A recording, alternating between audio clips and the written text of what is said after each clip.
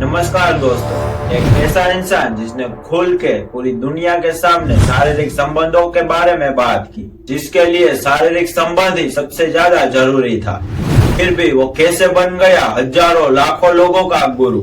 उसकी हरकतों की वजह से 21 देश की सरकार ने उसके ऊपर बैन लगा रखा था। इतना ही नहीं, उसने खुद को भगवान भी साबित कर दिया था। और तो और वो इंसान कौन था जिसने खुद को ही भगवान साबित कर दिया। तो दोस्तों, आज के इस वीडियो में मैं बात करने जा रहा हूँ रजनीश ओशो के बारे में।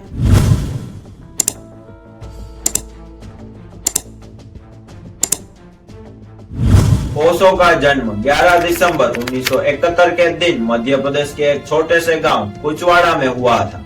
उसके माता पिता बाबूलाल और सरस्वती देवी ने उसके जन्म के समय उसका नाम चंद्रमोहन रखा था। ओशो ने अपने जन्म से ही ये संकेत दे दिया था कि वो एक साधारण इंसान नहीं है। दरअसल दोस्तों, अपने जन्म के 3 दिन तक ओशो ना तो रोए थे और ना तो हंसे थे। ओशो बचपन से ही अपने नाना नानी के पास रहते थे, लेकिन उसके नाना की मौत के बाद ओशो 7 साल की उम्र में अपने माता पिता के पास वापस लौट आए। ओशो बचपन में अपने 12 साल की उम्र में ही वो शमशान रात को अकेले जाया करते, क्योंकि उनको जानना था कि इंसान मरने के बाद कहाँ जाता है। बचपन में ओशो की कुंडली देखकर एक ज्योतिष ने कहा था कि इसकी उम्र 21 साल तक होने तक हर 7 साल में इसके मरने के योग है। ज्योतिषों का कहना था कि ओशो के 21 साल तक जीने के चांस बिल्कुल भी ना के बराबर है। साथ ही उन्होंने ये भी कहा था कि अगर ओशो की उम्र 21 पार हो गई तो इन्हें अद्भुत ज्ञान की प्राप्ति हो सकती है। दोस्तों, ओशो के बारे में हुई ये भविष्यवाणी ओशो खुद जानते थे, इसीलिए 14 साल की उम्र में ओशो 7 दिन तक एक मंदिर में जाकर अपनी मौत का इंतजार करते थे। उस दौरान एक सांप उनके पास आया, लेकिन उन्हें कोई भी नुकसान पहुंचाए बगैर वो वापस चला गया।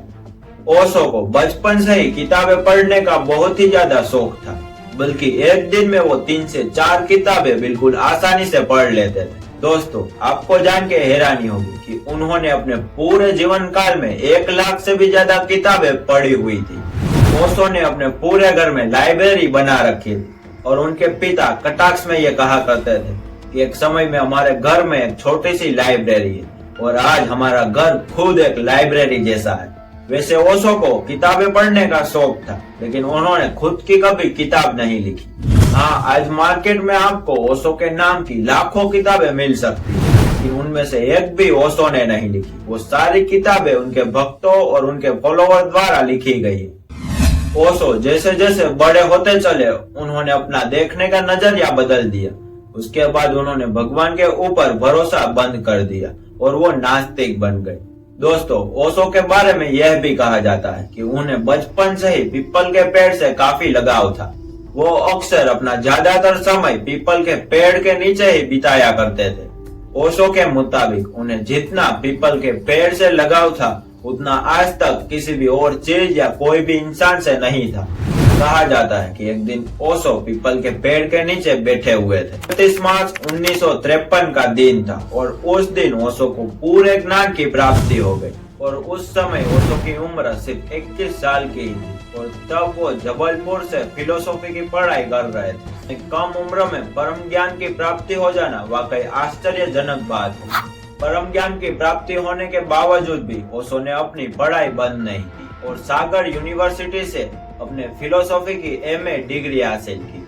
और उसके बाद उन्होंने दुनिया के अलग अलग धर्मों और विचारधाराओं पर प्रवचन देना शुरू कर दिया। दोस्तों, उस समय ओशो को आचार्य रजनीश के नाम से जाना जाता था। ओशो अपने प्रवचनों में दुनिया भर के सारे धर्मों और विचारधाराओं पर खुलकर आलोचना करते थे। दरअसल ओशो ने दुनिया भर के सारे धर्मों पर स्टडी की हुई थी और सभी धर्मों की खामियों को दुनिया के सामने रखते थे।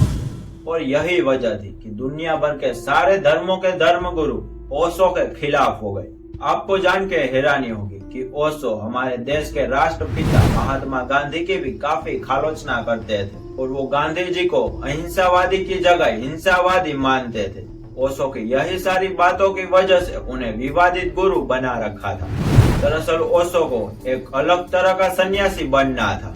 हमें पता ही है कि जब कोई सन्यासी बनता है तो घर बार परिवार और रिश्ते नातों को छोड़ देता है, लेकिन ओशो इस तरह के सन्यासी बनने के सख्त खिलाफ थे।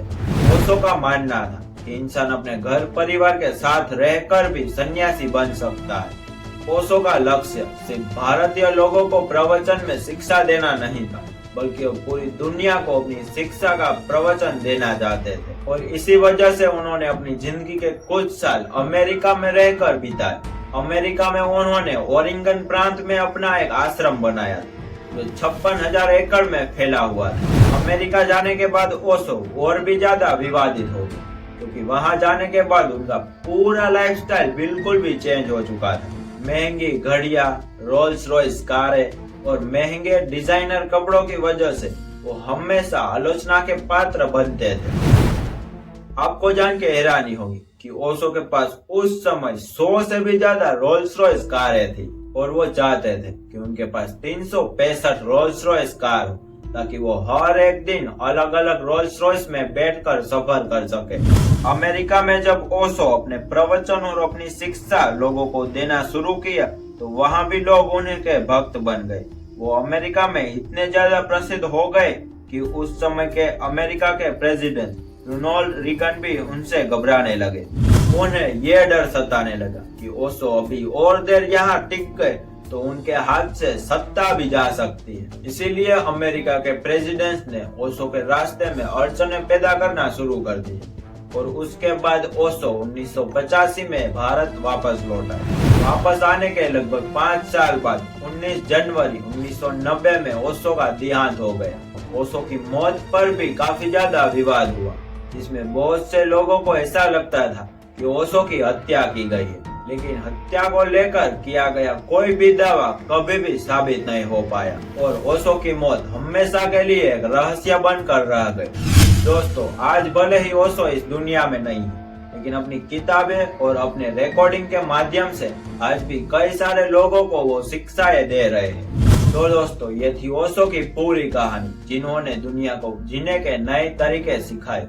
आप ओशो के बारे में क्या सोचते हैं, हमें इस वीडियो के कमेंट सेक्शन में जरूर से बताएं।